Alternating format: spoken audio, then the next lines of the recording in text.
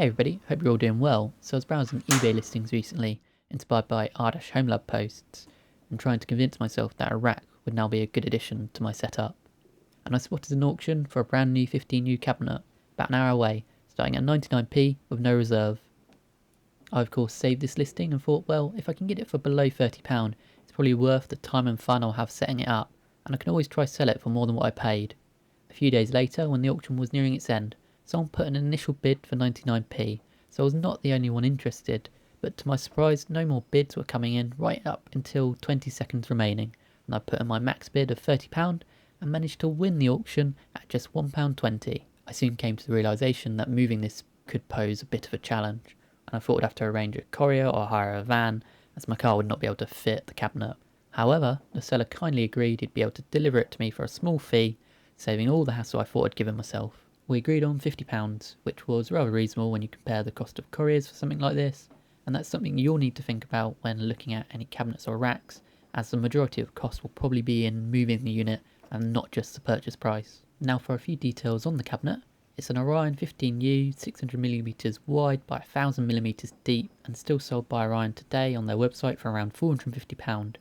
Assembled it weighs a good 40kg, but fortunately can easily be disassembled, which I had to do in order to move it upstairs and through doorways and such like. Taking the panels off really helps to reduce the weight. When looking for cabinets, it's important to pay attention to how they are constructed, as some may be riveted, meaning you'll not be able to disassemble very easily without significant determination or being very destructive. Also keep in mind widths, as some cabinets can measure 800mm wide or sometimes even wider, which could cause problems for interior doors. Anyways, let's now take a closer look at the rack that I managed to get for £1, as it's actually just behind me. I've only just gotten it up here and I've been checking it over, so yet to really start setting it up and putting all the equipment into the rack, and this will be a project for over the next few months really. So look to find cheap prices on things like metered or switch PDUs, rails, networking, cabling and rack accessories, to best utilise the tower type servers that I currently already have and make a really neat and cool setup.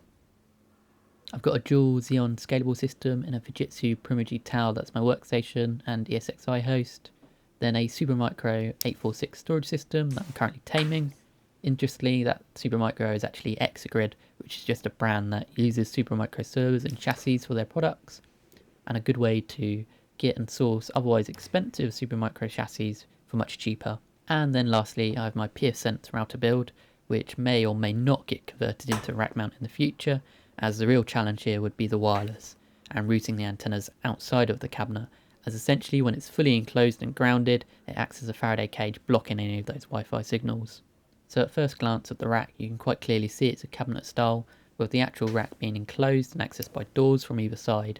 Both of these doors can be locked and come with their own set of keys.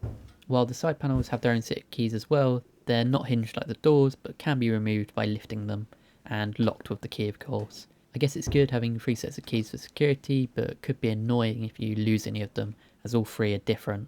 Though worst case, you can just get a screwdriver and go at it on the top panel, then unlock all of these from the inside. Its construction is all steel that's mostly assembled with nuts and bolts, so you can easily take it apart without too much trouble.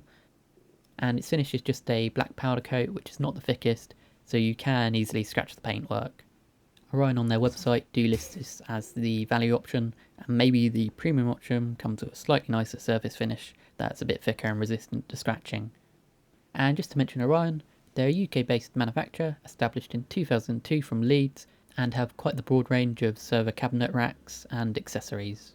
Their prices are pretty competitive, but designs are not quite as cool as the American based company Sysrax that integrates a chassis monitor within the rack, but unfortunately Sysrax is unavailable here in the UK. The cabinets from Orion, like this one, ship fully assembled, and you actually have to pay extra if you wanted it flat packed, and that's a additional £35 surcharge. No real additional accessories are shipped with the cabinets, just the casters that it sits upon, allowing you to move the cabinet fairly easily around the room.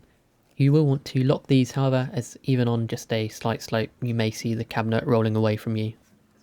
Overall, I'm pretty pleased with what I ended up with, and can't complain too much given the price I paid.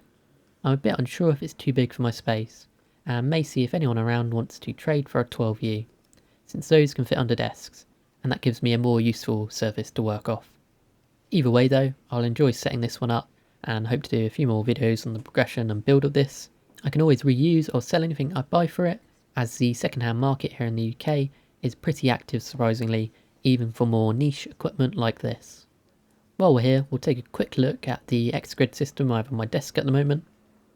And you can see I have all the drive cages out, yet another weight reducing method, as this is a very heavy machine to carry when fully populated. And again, this is just a Supermicro CC846 that's been rebranded by X-Grid and sold as a storage system. It has 24 3.5-inch drive bays, and I've already done a little mod internally on it, and that was just having my friend laser cut a custom bracket to replace the very noisy 80mm fans with much larger 120mm fans, making use of some old Corsair static pressure fans that I had lying around.